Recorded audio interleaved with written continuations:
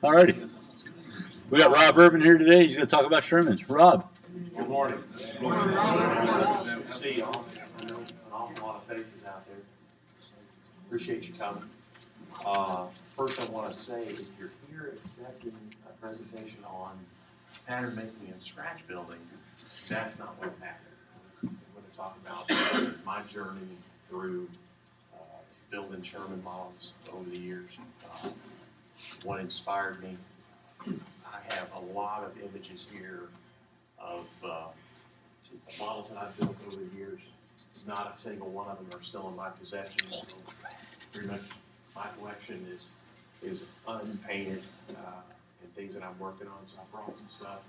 Some of the stuff you've already seen before, some of it is older, before formations. If anybody wants to kind of read through this stuff or has any questions after the presentation, I'll be happy to answer them. I assume everybody knows me, but I'll tell you a little bit about me. I started the company Formations in 2003. I felt like there were some voids in the hobby and what was available. Armor Brigade models at the time had stopped production, and the Dragon M4A1 kit wasn't available. And I said, there's some modular type parts that I could do. There's some kits that I could do that each part and piece could be sold separately. That just basically doing one big master to start the company would kick off something, and I lost a job and just had a very supporting wife and started the company, and we had a pretty good run. The company's still in existence. It's owned by John Ryback in Canada. I'm still trying to do some pattern work for him. He does it as a part-time venture, and I know some people have come to me and said, hey, this stuff is hard for me to obtain. I don't have a lot of control over that, but it is still out there, and I would suggest anything you're looking for from the Formations line that you contact him on that. If you'll vamp. I also, through getting to know David Doyle, who I knew before the company, a lot of you know David is an author that's written for a number of different publishers. A lot of it focused to write as modelers. That he invited me to participate with him on the Squadron in Action title, and I really enjoyed that. The book's going into the second printing, so it's been relatively successful for them, I think, and that was a lot of fun. Advance. When I was in the 4th grade, I had a number of books by C.D. Colby that were in our elementary school library, and one of them was a book on U.S. tanks. The centerfold of the book had an M4A1 on the left page, Advance, which was basically an early direct vision M4A1 and Advance.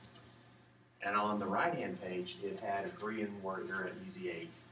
And my little 10-year-old brain could in no way, shape, or form wrap myself around the fact that every part and piece on these two vehicles were different, yet they were still calling them M4 Shermans. There wasn't a lot of reference available to me at the time. I didn't know Hobby Shop existed yet. I was modeling whatever Mom would spring money for at the time, whether it was a car or a ship or a plane, whatever struck me at the time I was building. And then Advance. Then I picked up a monogram kit. And the first one was the room bar. The diorama tips by Chet Payne absolutely overwhelmed me. I was like, this is what I aspire to. This is what I want to do. I've never built a lot of dioramas. I've always done stuff on scenic basis. I think that representing models that way, but this was the inspiration that really took with me. I built all of the Panzer IV series, Advance, and then within about 2 years, the Sherman kit came out, in Advance. These poor images, but I know all of you remember these kits. If you're not old enough to have built them at the time, you've seen them come and go over the years. but the diorama tips and models were just amazing. The efforts that Shep made to bring them to mid-production tanks was pretty amazing. The fast forward a bit, when I got up and had kids in the 80s, I got back into modeling, and the Verlinden books and the Verlinden parts came along. This volume came out, and all the mix and match that he was doing with the resin kits and the old Italieri and Tamiya kits were real inspirational. I just started buying those kits and mix and match, advance, if you will, and built an awful lot of stuff in those days from the Verlinden conversions. This is an M4A2 that I built about in 1987 from the Fisher M4A2 hull that he released. Really a beautifully detailed kit, not extremely accurate advance. It's got one of his crews in it. By that time, I had developed a painting technique that I really felt was kind of based on what he was doing, you know, with faded paint on top of things, and spending as much time as I could working on figures and all. I'm sorry if some of these images that the vehicles are dusty. These were taken some years ago. This is a Firefly that was built in '89 from his conversion. Weld seams and all had been completely reworked. It came as a high bustle turret, and it was modified to a low bustle. Lots of detail added. The crews from Hornet. I felt like by this time I had really developed, you know, the style that I'm still trying to get back to now. I don't feel like I paint as well today as I did then. I don't do it as often. At that time I was building maybe as many as 12 or 15 models a year when my kids were young. I was doing a lot of modeling after they went to bed. Was trying to do one of the Guards Armored Division tanks here that advanced through Holland. Wanted to do the high road that they advanced on. I think I pulled it off pretty well. Just kind of going to advance on to the next model. In '95, the Tamiya kit came out. Now, the Tamiya M4 was had the suspension and lower hull of the M4A3, but it gave me a lot of new parts to work with. This is a pretty straightforward build of the Tamiya M4. This is a model built from the old MP halls. Tom's sitting over here in the corner. When did that come out? About 88? Yes, about 88. I don't know if any of you remember the little MP models haul, but you could build either a mid-production M4A3 or M4 from. It seemed like things were just coming along. It allowed Sherman modelers to do more and more and more. Nothing accurate about this model at all. M4A3s were not used in the Bocage country, but boy, it's still an attractive model, you know, with the hedgerow cutter and the crew and all, even if it's not accurate. I'm sorry? The MP kit was that. No, if I'd have put the M4 deck on it, I'd have been fine. One of the vendors has some out there on the floor right now. Yeah, and they're worth having still. In fact, I've got one built up on the table over here. This is really the last max effort model that I built before starting formations. This was built in about '99 or 2000. This is the Dragon kit that was kind of the impetus of the formations start. There is nothing on this kit. I think the drive sprockets may be the only thing that were unmodified. It's got an Armored Brigade hull, a Chesapeake, Armored Brigade suspension, a Chesapeake turret, had corrected the angles of the front hatches, just did everything that I was capable of doing at the time with the reference that I had, to bring it up to snuff. This, I kind of campaigned this through IPMS shows in 2000 and 2001, never made it to a nationals with the model, but it was pretty successful for me. I was competing a lot at the time at IPMS shows in the Southeast. Then came formations.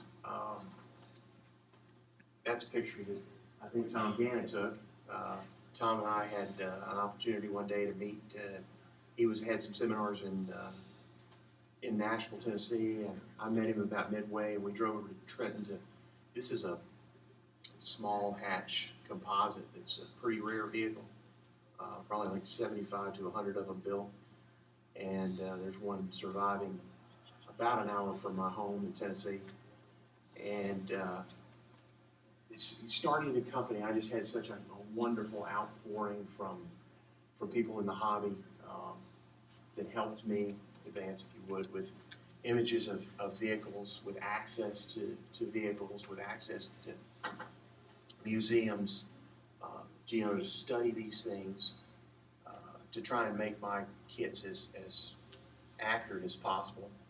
This is, I was really focusing on the small details. Really? I had a lot of help from friends. We really did the dirty work. That's David Ferris checking out an M4A3 at Aberdeen. People, I was in the shop, especially David Doyle, who had just gone all over the country in research for his books, had scanned so many images, so many ordnance drawings, that these things were made available to me from every quarter. That really helped, and we'll stop here a bit. Ordnance drawings, especially the elevation plans, are so useful. Everything's scaled. It takes out a lot of guesswork. If you're working with a Murphy ruler and a divider, you can go between 2 points, go to the scale, go to the ruler, and you don't have to do any math at all to get stuff right. So having access to the drawings, the staff at the Patton Museum, especially Candace Fuller and Chuck Lemons, allowed me just carte blanche up there basically, and David Doyle as well, to whatever they had, to access to the vehicles and drawings. And it was really helpful in trying to make the kits as accurate as I could make them. Advanced. But there's so much stuff out there, and it's helping my candidate. There's a number of people in the hobby that have access to the what is the database called, Kurt? JetNets. Okay. Would you mind explaining that a little bit?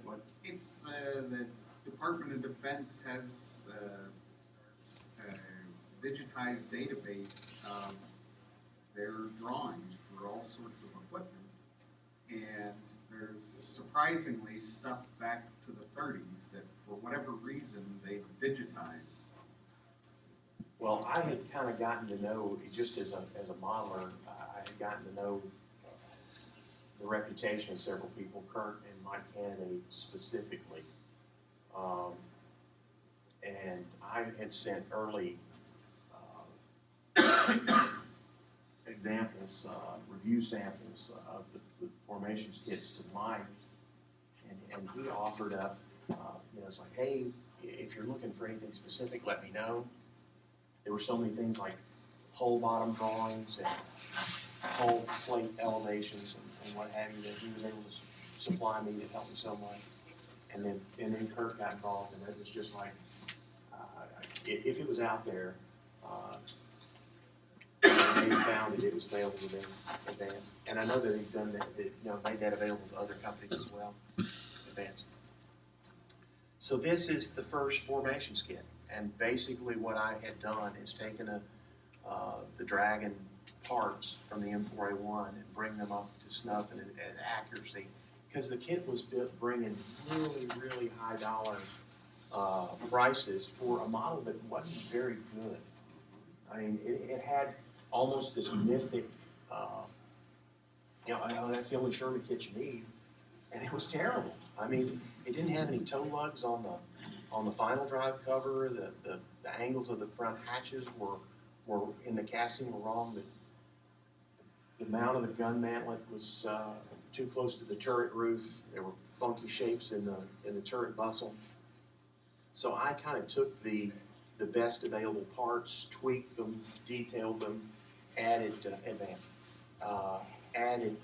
casting numbers, and at the time there were no Archer transfers available. So everything that I was doing in the casting numbers on the cast parts was being lifted off of sprue runners, tacked in place, made up with lead wire or copper wire, flowing putty into them. Had measured a lot, and some of them at the time, this for example is, I think I kind of got the reputation for that, for like some of the small details were a little overdone so that they'd stand out and catch paint, and that's what I was working for, advanced. The kit was really well received, and I was off the first full year of formations. My wife was working with me full time, but it just took off. I couldn't keep up with demand. Advanced. I've got a buddy that's a big Batman fan, so I came up with a name, and that was kind of in honor of him. I don't like clean tanks without a lot of stowage on it. I wanted to show the model in that manner, so I painted it up as a training tank with the white stripes on it. Advanced. I'm a pretty simple modeler. I don't have a lot of power tools. I turn a Dremel on about once a year. I don't own a lathe or a press or a drill press or a mill. An awful lot of turn parts I've had other people make, but I kind of do most of my pattern work old school with hand tools and true sanding and things of that manner, and hacking stuff apart. Just real simple stuff that I use to build with. My choices of glues, and yes, that's like a dollar store super glue there at the bottom. Advanced. One thing that I use all the time that I don't know that a lot of people do is just flat files. So many people are sandpaper and trimming kits with, and I think of myself as kind of have learned the art of the file. Advanced. I like to clean kits real thoroughly and fully before I start assembly. I'll do this a lot, hanging out with a wife in front of TV with a lamp that I can converse, and I get kits ready to build. Advanced. The Tasca kits came out, and they made an awful lot of the formations items that I released. If not obsolete, they were better than what I was able to do in so many instances. This is their suspension built up. Advanced. So now I'm going to show you through some of my personal builds that I've built over the last few years. I really enjoy now having the opportunity to go back through and build some of the formations items. An awful lot of the models that I've finished were formations displays that I've gone back and changed some things and painted them. But this was a kind of a fresh build. I've got a couple of collectors that I built for. A fellow wanted an M4 built from the Tamiya kit. There's very little of the Tamiya kit left here. He's got one of my final drives, one of my lower hulls, Advanced. Tasca final drive covers on the final drive, Advanced. My air cleaners actually think from the M3 A1 Lee kit. Advanced. Tasca suspension. Lion Mark track skids. Tamiya parts. My adjusting idler wheel mounts, which were really helpful in setting track tension, just like the real thing. Advanced. This has got parts from an M4 detail set. The Tamiya kit, as we were talking about earlier, is not incredibly accurate. It's kind of got the forward portion of the hull is laid out more like an M4A4 or an M4A3. The antenna pot's large, so that's replaced here. Some photo etch parts used in the complete formation turret, advanced. More formation resin parts, advanced. There it is, as it was finished initially, and I sent this picture to the guy that was going to get the model, and he says, "You didn't do anything with the weld seams on the hull." Advanced. So when it was all together, I had to go back and fill the trenches and add the weld seams, which was kind of like building a ship model in the bottle. Advanced. I love stowage on tanks. I think they really, it's one of the things that I like so much about U.S. stuff. I think our troops were really well supplied, and they wanted to take the comforts of home with them. I always remember a Bill Malden cartoon that Joe and Willie are walking along, and Joe says to Willie, "Why are you carrying all that extra stuff? Well, you can throw the jokers out of your deck." So they took whatever they could carry. Here I'm beginning to, I don't use primer on models. I try and use base coats to check my work. Advanced.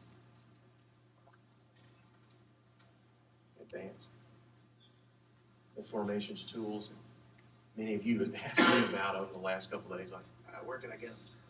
I wanted to do, many people know the tank Hurricane. Unfortunately, I can't remember what unit it's in at the point. I didn't want to build Hurricane specifically. I wanted to build that unphotographed tank in the same unit that's kind of painted in the same way. So this has got the black camouflage that was added shortly after the D-Day landings. Advanced. Very little of the model will I paint loose. I kind of paint them as a unit and with the stowage in place. Advanced. The Tasca 50, which is such a beautiful little model. Advanced. My painting, I generally don't like to paint pure white or pure black on anything, because if you go to pure white or pure black, then you can't shadow or highlight beyond that.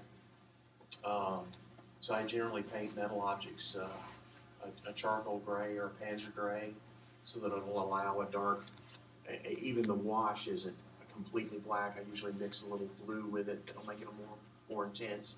And I use the pigments out of Tester's Metalizer as a dry brush to bring out the highlights on metal objects, and try and keep it as toned down as possible.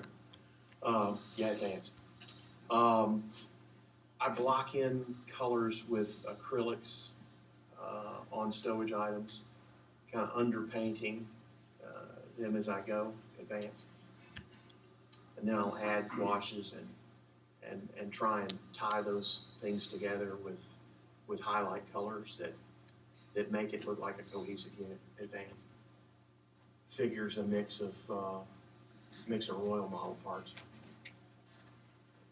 I like U.S. tankers too. I think that both their summer and their winter outfits. That's all right. What do you call those things? I like tankers too. Tankers outfits. They're marvelous. Fabulous. Fabulous. Continue. Advance. Some of these large pictures really show tide marks in the washes and all of it that aren't as obvious. This is Direct Vision M4 that was the way I lugged it around to shows for a couple of years, and it was on my website for a while. It's basically the Dragon Direct Vision M4A1 with a resin upper hull and replacement turret advance. And I decided I wanted to finish it out. So the red stuff you see is my answer to Mr. Surfacer. It's basically Bondo or 3M red glazing putty that I thin with a mixture of lacquer thinner and liquid cement, and I can kind of adjust the consistency so that I kind of run the gamut of the Mr. Surfacer that will, it'll collect around the lift rings, fill those areas Just smooth things out, draw them together before painting. Advance. Once again, it's kind of a clean tank, no stowage, so a training tank in the California desert is what I was working for, relatively clean. The figure there is a Model Victoria Italian tanker that I kind of modified the coverall and added a helmet to. If I remember correctly, the markings on this are Tasca blue drab numbers. They sure don't photograph as blue drab. That's got to be white. Okay, maybe I'm wrong. It's been several years. It's a projector. And the master for the M4A1 direct vision hull was done by Fabio Sacchi. It is a really nice piece. Fabio. Some of y'all may have seen Fabio's work, M36B1 on line recently. This is an Armor Brigade kit. I was a big fan of Armor Brigade and Chesapeake models. Very similar stuff. I know they shared some pattern makers from time to time. You did an awful lot of pattern work for Bill, but just wonderful stuff. I built this for a collector. I hate I don't have any unpainted pictures of it. The sub turret there is one of the Tiger models parts. It's like a beautiful little kit in its own right, which is really the only thing I added to the Armor Brigade kit. I was trying to pull off the look of Lou LaBelle, you know, a butch tanker like Bogart, which I always felt like that's what this Alpine, you know, he's got a Thompson in his hands in the box. I didn't want the Thompson. Very pleased with the way this turned out. And a beautiful model. Beautiful model. It came with RHPS tracks in the kit. Is there an interior in it? No, I just kind of put a driver figure in the hatch, blocked off the back wall, painted the inside black, so Right. you can see his face through the opening. But there is no interior, thankfully. Advance. We'll just advance up through to the next one. This once again is a specific tank that I built. I wanted to build something completely of formations items. Advance. This kit was built completely of formations parts, other than the swing arms on the suspension and the drive sprockets. Some detail added under the rear overhang of the hull, the grenade screen under there. Sculpted the foul weather cover for the bow machine gun. There's a photograph of this tank with a tank destroyer unit in Italy towing an M18 up a hill. There's 2 or 3 photographs of it, so it allowed a real good study of the stowage on the vehicle and exactly how it was fitted out and the markings. So this was built to match photographs of the specific tank, and once again, it's been long enough I cannot recall the unit. I know the tank is in Steve Zaloga's Concord book on the Sherman, one of the 2 volumes. Base coat put down. I'm going to point something out here. A lot of people would say, well, gee, there's bare spots. You can see the resin through it. I try and go down with very, very thin paint. The way that I weather a vehicle, I'm putting successive layers of misted colors on. I'm trying to get basic coverage initially, check the build and start with a base coat. So I'm not going crazy to make sure that I got everything covered at first. Advance. Very few things do I paint off the tank, as I say, drive sprockets, idlers, antennas that might not be fixed, but I feel like I can do a better job of hiding demarcation lines of hand-painted stowage than I can glue marks of putting something down on a painted model. Once again, base coat has been highlighted a bit. I don't know how well from here it doesn't show very well, but there's misted highlight coats to accentuate the detail on the turret, the hatches, what have you. Little Aves epoxy sculpt used to kind of tie the stowage together on the deck. rolled out flat. Once again, the tools, stowage on the back deck of the vehicle. Advance.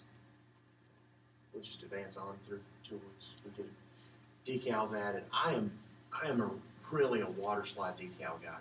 I learned how to do them. I fight sometimes with Archer dry transfers, as beautiful as they are. It's nothing against them. It's neat. But all of those are water slide from various sources. That was rain streaking that was added with airbrush and some streaks. But the figure here is, to me, a figure from the Dragon Wagon with a hornet head in a royal helmet, I believe. Was once again trying to match the uniform of the commander in the photograph with a 30 on it. A little blurred there.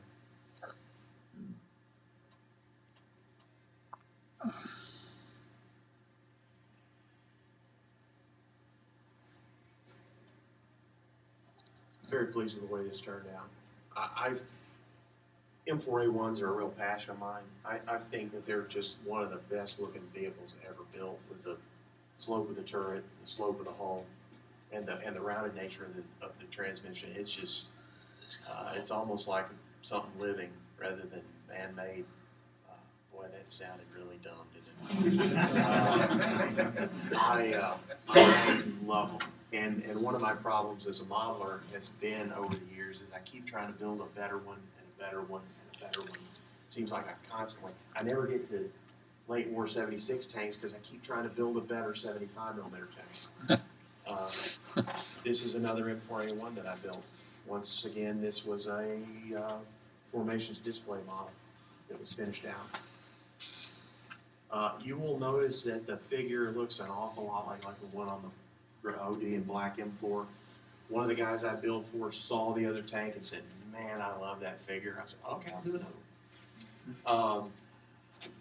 The stowage on the back, legend stuff, with some things added. The helmet there is one of Roger Saunders' Hornet heads cut out of it and tacked in place.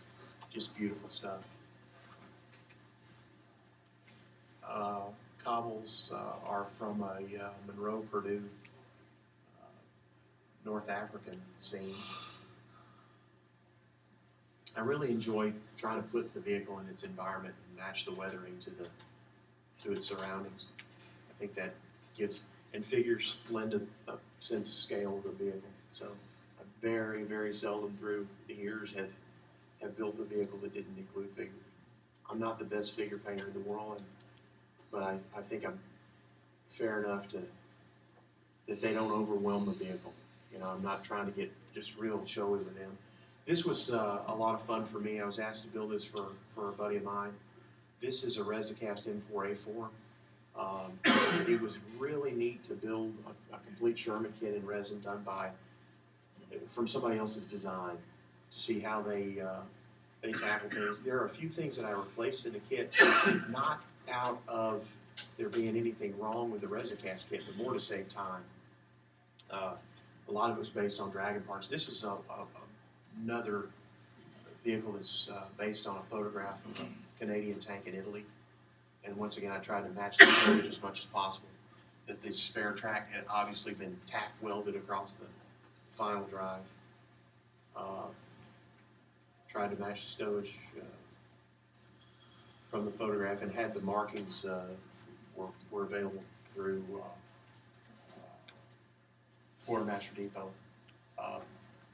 They had a very interesting solution for the Sherman suspension in that the swing arms and the road wheels are all cast as a unit with a U-shaped wheel. The bogey truck is cast as a unit with a skid. So all of that's 3 pieces. Wow. And you may spend 20 minutes cleaning it up, but about 2 seconds assembling it afterwards. And this kit built really fast. The track runs were in links, and then they had, bits and pieces to go around. I replaced, these were obviously cast from copies of the Dragon tracks, so I used them to finish them out. This model went very fast. I build very quickly. I learned to build very quickly, building for collectors and meeting deadlines. And then for formations, I built very quickly because as soon as stuff was cast, I needed to get it built up and photographed. So many of these models are built in like 2 days. Jeez. You can be well motivated when you need to buy groceries, folks. Trust me. Continue. Space coats on it, and I spot apply future for decal applications. That's the darker colors. Advanced. It's Coburg. It's actually sitting there on top of the decal instructions, and here's the decals on it. Actually, some of these unprepared pictures that were just popped on with my fluorescent light are better than the prepared ones later. It was a very grimy tank with fuel spills and what have you. It's not been completely flat coated yet, but I think that turned out pretty well. That's really nice. Ultracast tanker figure is the commander with a hornet head.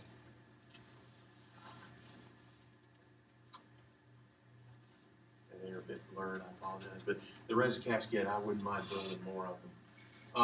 Here we got another Formations M4A1. This is the display model that I've wagged around for years, unpainted, that had the applique on the turret in the hull. The collector didn't specify, but the tracks on their hedgerow cutters would just slip in and stay in place on the transmission toe lug, so it was removable. So you'll notice that some of the pictures do have it, some don't. The figure's a Royal Models GI with a head from Berlin, I believe. I try and duplicate things down to the level that I can manage. It's got the sirens. Many of these tanks were initially on the fender, and they were relocated to here. So you notice that the electrical supply is a long way away. Once again, mostly formation parts that I believe is a blast model's big resin plug of stowage.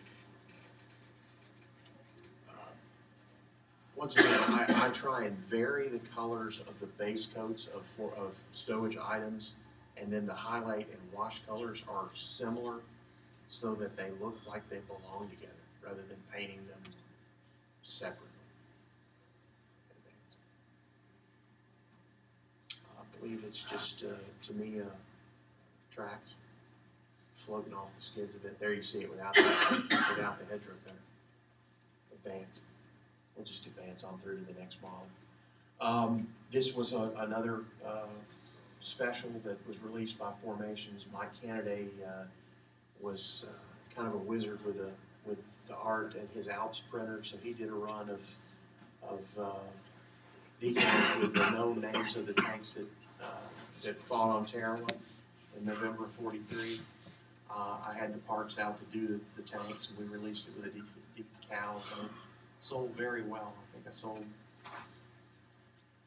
80 of them or so in a year with the decals. Damn. So this was literally built up on a Sunday, painted on a Monday. There may have been an extra day in the middle to build up the Panda Plastics tracks at the time, but a very, very quick build. This is a later one. Once again, a collector saw the other one, wanted one. This was done a little differently, and then I added some things that weren't in the other kit. I released a set of U.S. water cans that were in racks on the rear. Added a crew to this one. Not quite as quick a build with the same decals. Those tanks are, well, it's just the first use of the Sherman in the Pacific, so they mean a lot to me. They're also very well documented. Once again, a completion of a Formations display. This was the jumbo kit that Fabio Sacchi did the turret and the transmission. That's the cover, the final drive cover, and I did the upper hull. And other Formations items were added. If I'm not mistaken, he used the turret numbers off of Cobra King, which was the Bastogne tank. I recast a lot of stowage items that I like for my own use, and I'll cut them apart and put them together and add Sculpey or epoxy sculpt parts to tie them together. Once again, the fun for me is, one, having as many different Sherman variants as possible, but two, loading them down, making them look lived in, lived on, worked in. And here it is painted. This is one of John Rosengrant's figure sculpts, the crew that S&T had out several years ago, which I really like a lot. They're maybe a bit overpainted with some dark shadows and stuff. They're a butch looking bunch.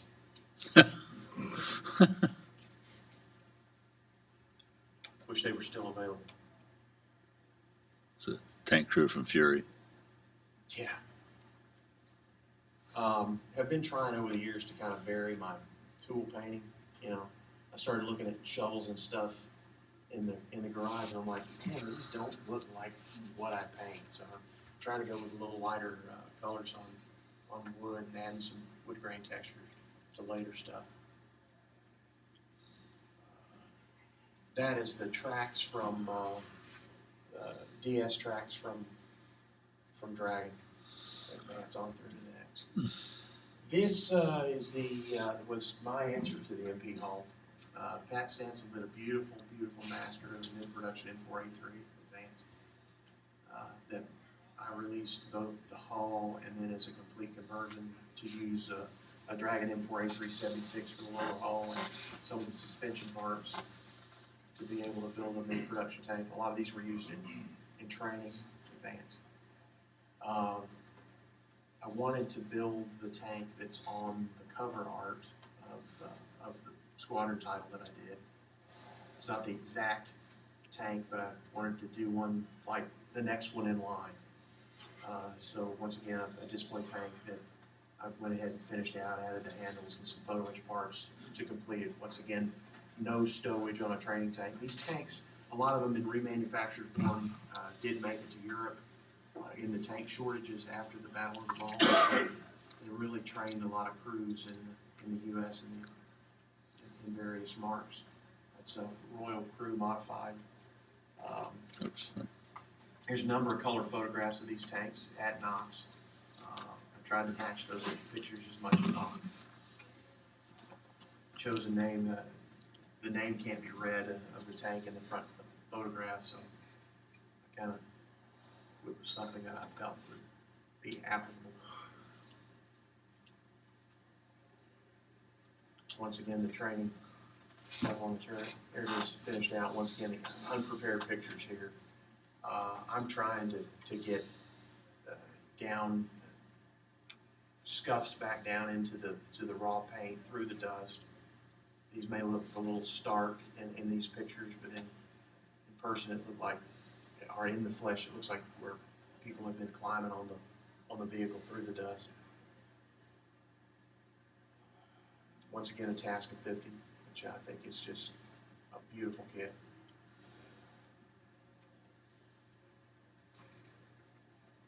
The base is also trying to match those in the photograph. It's all made from epoxy sculpt. Advance through to the ones with backdrop.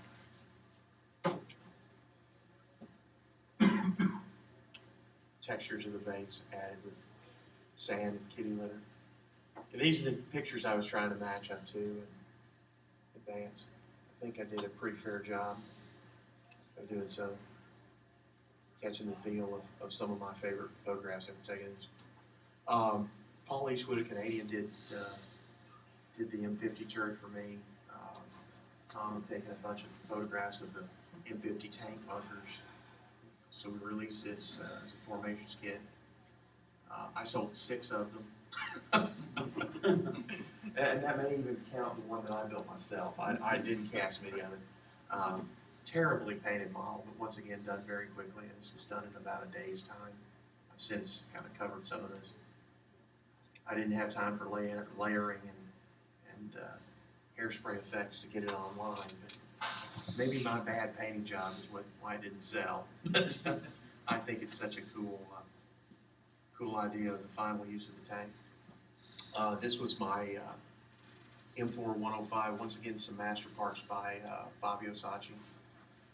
Roy Chow, I didn't give him a lot of thanks here. Roy measured the aiming stakes and gun cleaning rod holder that's on the hulls of these howitzer tanks on the prototype that's in Detroit. So that was done as accurately as I could. Let's advance again. We'll talk a little bit about separate link tracks, which are a bit of a problem for some folks. Once again, I like to clean them up. Just as boring as you can, try and do it at a time. If you do it at lunch at work, it's almost like fun. I build short runs and tape them and match the idler and drive sprocket. Advance. I always check to make sure that a straight run, that the drive sprocket properly fits the tracks. Because if you have to shim it or sand it a bit to fit, it'll save you trouble later. Advance. I build straight runs the length of, from hub to hub of the lower suspension, the road wheels. I tie them together, orienting the track blocks properly. I did make a jig that's available through Panda Plastic that makes this a whole lot easier. You can rick the end connectors in one side. You can plug the track blocks in. You're looking at the top side of them, so you know that the orientation of the track block is proper. And then you can pop the end connectors on the outside. It's made out of resin, so if you want to flow liquid cement on it and let that dry and cure, it will do so without sticking it to the jig. I was really proud that Paul asked me to come up with this, and I think the solution worked very well.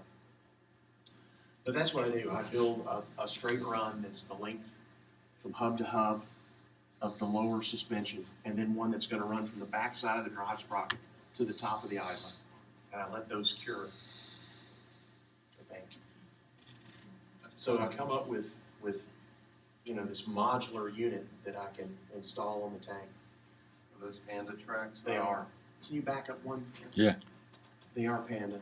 And if you'll notice that inside, outside, that they're going to click together in place, and these are kind of left free, that you're just working with a minimal number of connections rather than trying to work with a big snake of tracks that's going to fight you in advance. I then glue the lower run to the lower road wheels. So I'm working to a fixed point in advance.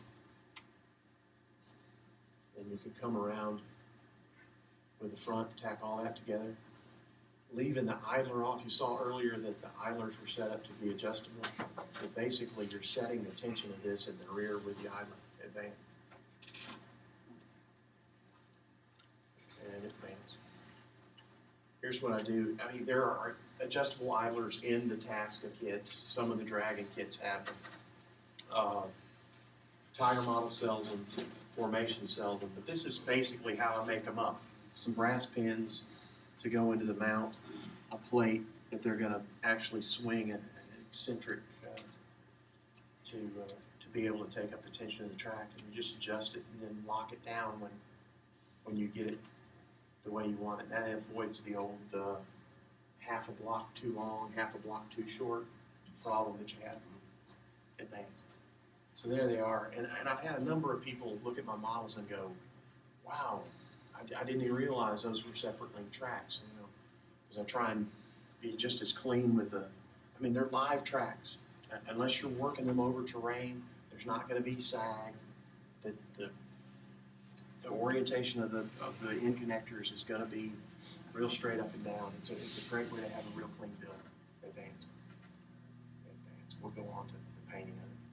Once again, lots of stowage. Base coat. The model did have an M10 ammo trailer. It's not shown anywhere painted in the photos. and the interior's painted out in the turret. As I remember, a Tasca 50 with a Lion Roar 50 caliber update on it as we go on to crew and final painting. I believe this is the same base that was seen earlier, just stuck on there temporarily. Crew is one of the old Warrior sets. It's one of my favorites.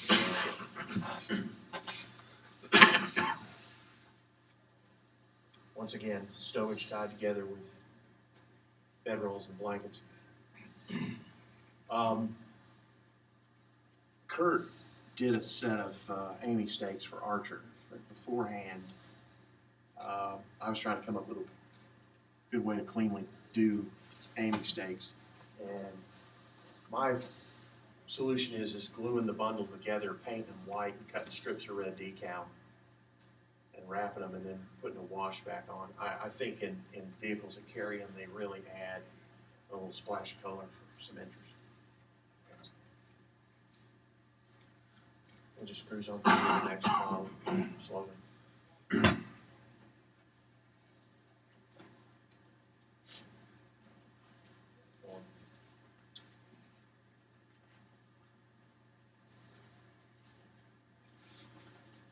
One of the vacuform buildings from Mini Art, which are challenging, but do look good when they're done. This one I didn't finish out, it was a damaged building, and I just kind of played it off the backside, cut the damaged part off to put it on the corner of this base.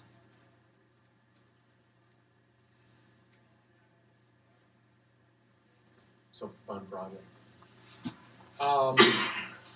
There's an awful lot of photographs of this tank. This was done for, we're just getting kind of advanced. Sure. For a few seconds. Gonna run back through the same deal on track construction. I won't beat you to death with it. I actually prepared all these photographs. This model was in the AFE Modeler special on Sherman's, and these shots were taken for an article on my solution for tracks. It got bumped.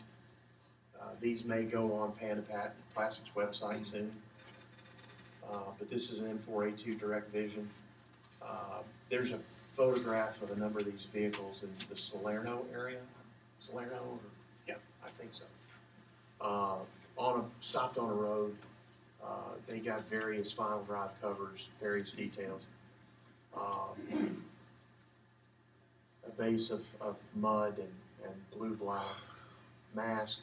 This was probably not the best solution for the paint and the camouflage. A lot of it had to be cleaned up with brush painting, but to advance through the decals and shipping and all. Once again, stowage. Trying to make them lived in. Figures cobbled together from parts from body and Hornet. The lane markers, the road markers were matched from the photograph. They were made from Sculpey, which is a polymer clay that hardens in the oven and painted. The road bed there is painted 220 grit sandpaper, I believe. Thought this went very well.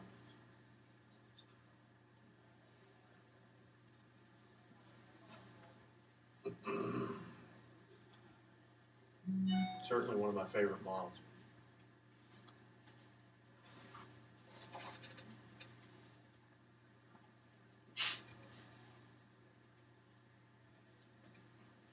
Fuel stain. I like to put vehicles on bases. I think that as much money as we spend on kits, a pretty base. I was actually able to swap a bunch of formation parts to a guy that was a furniture maker that made me a bunch of walnut and mahogany bases. Even if it's as simple as binder for linden, cast, cobblestone or something. But I like to make a lot of my own. This is a piece of plexiglass. I stole this from Steven Logan.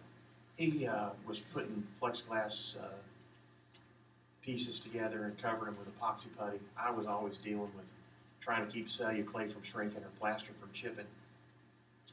So I drilled the plexiglass to give some tooth to the epoxy putty advance.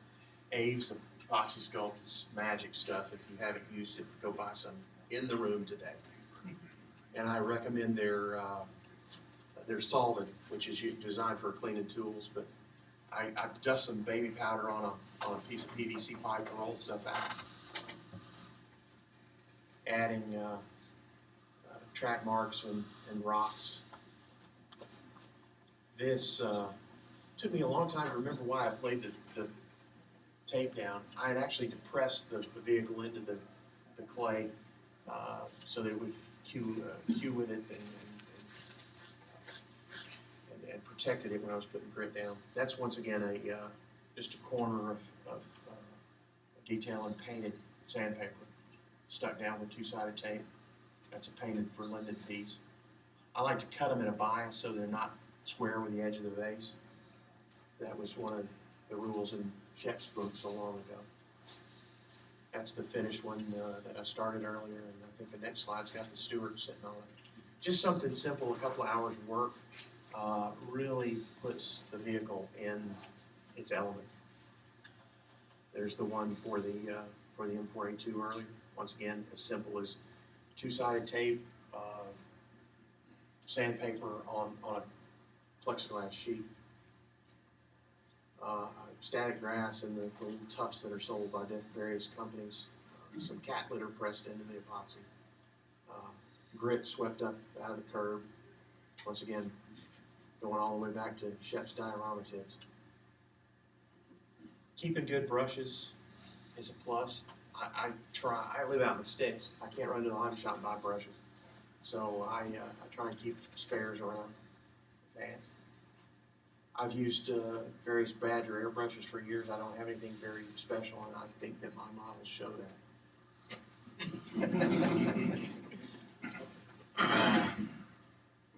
Just some basic ways I go about things. Pretty heavy washes, raw umber and dark browns, Van Dyke brown and what have you. Well-used oil paints. The titanium white there, I have no idea how old that tube is. I think a tube of that would paint your house. I find that mixing white, yellow ochre, and raw umber for US vehicles, you can get just about any yellow or olive drab for highlighting. And that's just, kind of simple highlighting on some stoneware. The same stuff that was liberally applied to the wheel, and then the black over it, and that doesn't look half as good as any of the other of the metal items. But once again, black wash on top of a charcoal gray with the highlights pulled out and the pigment out of Tester's metalizer paints. The non-buffing aluminum is great. The enamel. Yeah, that black, it's actually a lacquer. Right. I just let it settle out in the bottle. Just dip a toothpick or something in, put it out, and it's almost something that you want to scrub out of a brush to a point where you can't see it on the card, because one brush application will do a whole set of tracks. I mean, there's so much fine metallic pigment, and it's also not a bad idea to save a brush for it, because you'll never get it out of the brush. Right. Advanced.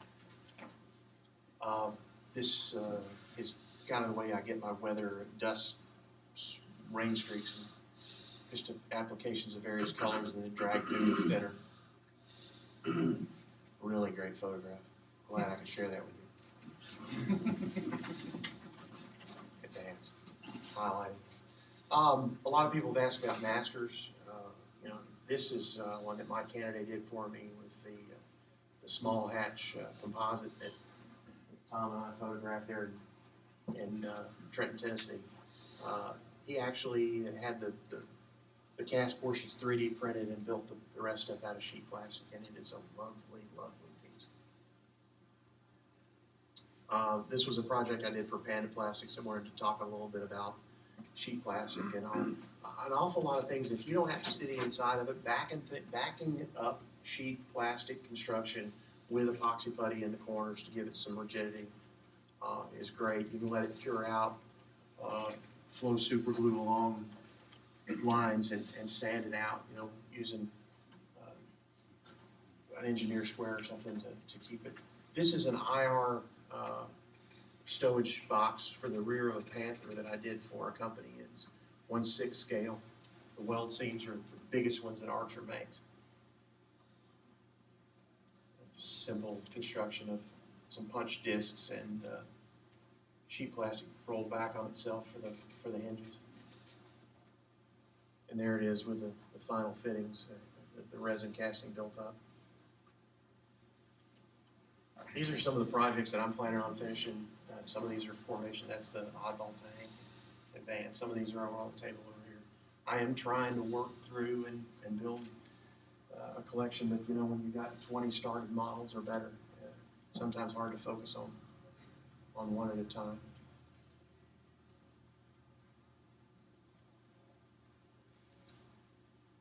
M4A3 I started for a book many years ago. Some of the Firefly bits that we made.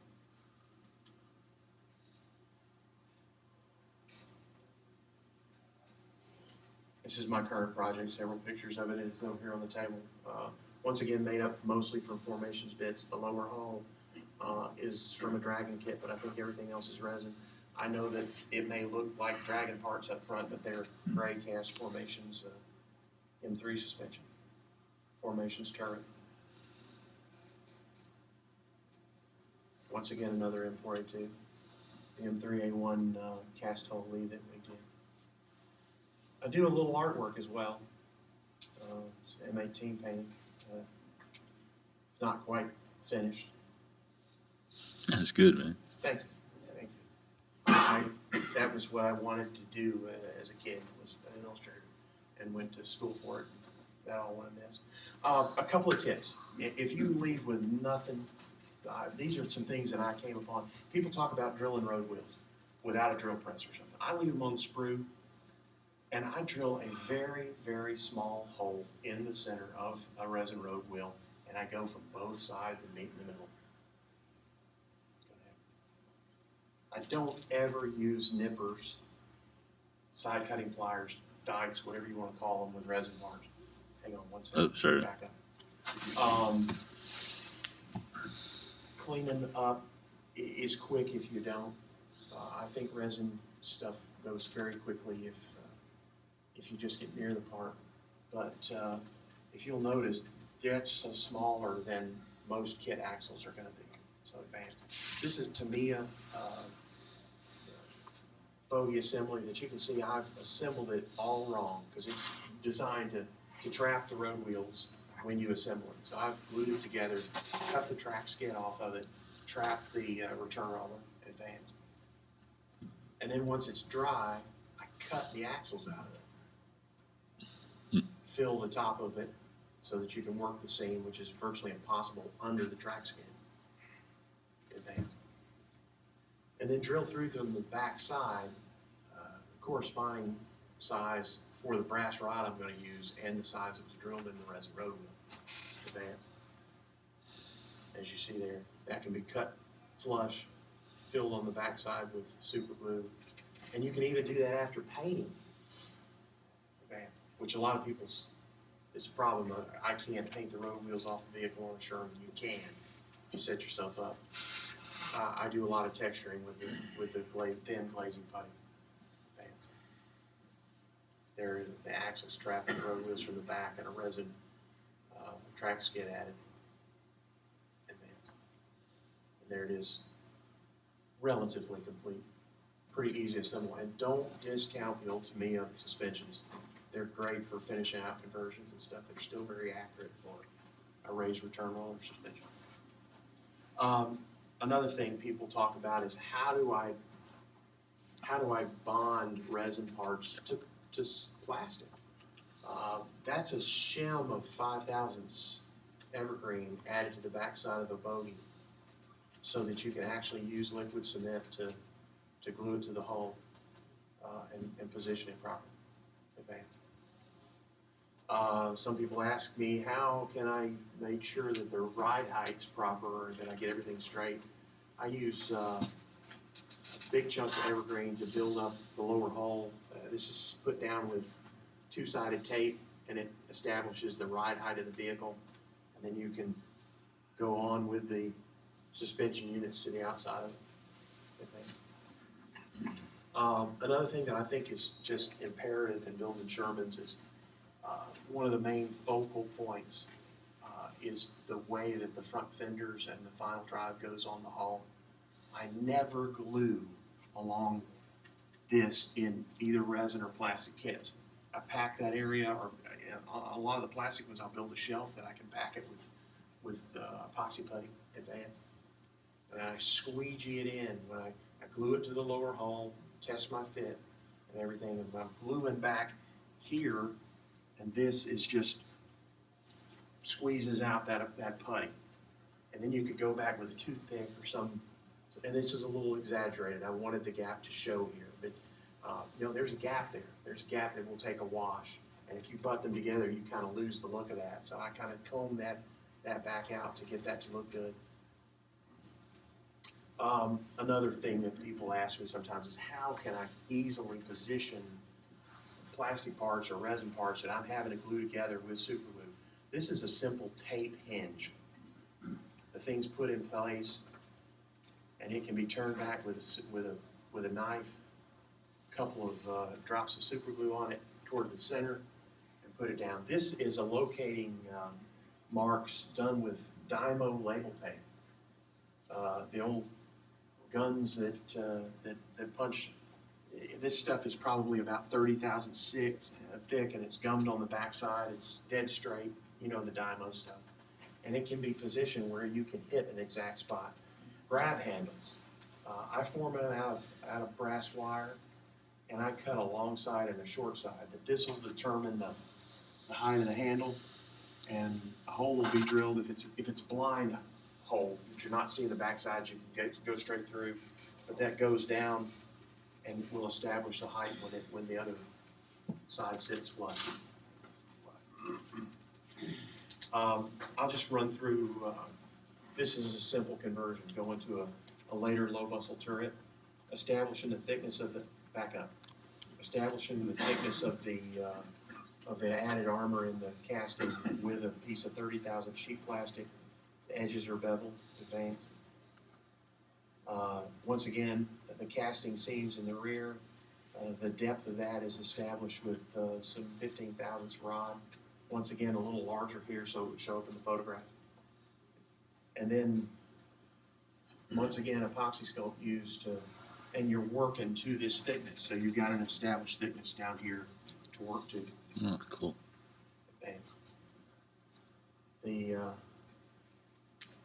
The opening for the shell ejection port, pistol port, whatever you want to call it, is filled. And more putty is put around this raised rod to establish that seam that is ground away in the casting advance. And then it's sanded out and textured with putty. It's pretty much the way that I do most of the master patterns. They're based on most accurate kit parts available, detailed up, weld seams and casting numbers added, and textured. This is stippled and then sanded back. Casting numbers. I think that this was supplied to me either by Kurt or Mike Kennedy. Does that look like your work, Kurt? Probably Mike's. Okay. He did a lot of these. Kurt's done an awful lot of research on foundries and casting. Is that file still on TrackLink? Or link I to think it? so, in Sherman, it's a couple places. Yeah, but Pat's book as well. These things are not random. The foundry, the part number. You want to add some of this, Kurt? One of the way that the heat temper of the part. It's just a way that they can keep track of every part, see what it was, just in case something's bad, then they can go back and track it later. And Kurt supplied a lot of information to Archer. Archer's done some vehicle-specific kits at Advance and some generic kits. And these things are just a real boon to the Sherman Modeling. Reading up on these, they suggest using future pinned with decal solvent, and if you've not tried that yet with these items, do so, because you can kind of float out the edges and hide the decal film on them with the future, or texture it up to the edge of them with thin putty advance. And there's one of the General Steel marks on the turret muzzle. There's an awful lot of things available now for the Sherman Modeler that were not when I started formation, and due to the TASCA kits and all. I just wanted to show some of my favorite pictures of modelers that have built my kits. One of the greatest joys that I had in the years of formations, I know in 2005, 7 modelers won gold awards at AMPS with formations kits, and I couldn't have been happier if my own kids had done it. You know, it was such an awesome day. But to see stuff that originated from my shop show up in magazines or books or on the internet, this is Antonio Martitello, his Chaffin advance. Just an absolutely beautiful piece with some alpine figures and a beautiful whitewash advance. Jeremy Moore's M4A2, and this is several years old, but I just always thought it was such a nice model from the formations conversion. Mostly formations parts and Academy donor. There it is on a base. David Ferris, who's in the room here and has supported me from the very beginning. This is his M4A1 with applique plates. You don't own that anymore either, do you? Beautiful model. His 5C Firefly from Formations Parts. All formation parts, top to bottom. This is Mike Petty's Ram Badger, TASCA donor parts, and the Formations kit.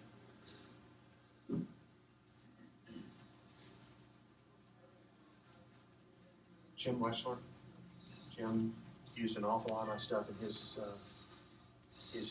collection that took Best of Show at the IPMS Nationals and in Anaheim in '07, and really formed the backbone of the book that he did for Kalbach. Pakistani M4A1 with 76 added.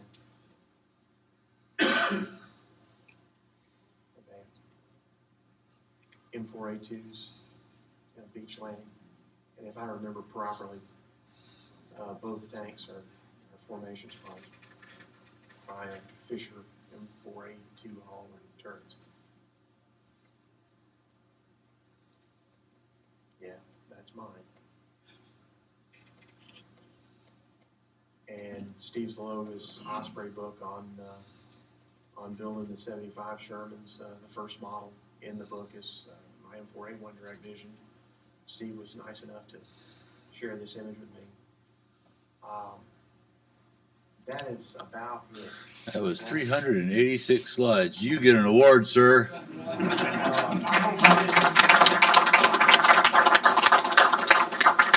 That was a lot of great info. No, that's great. I want to thank so many of you that I know as customers that supported me in those days.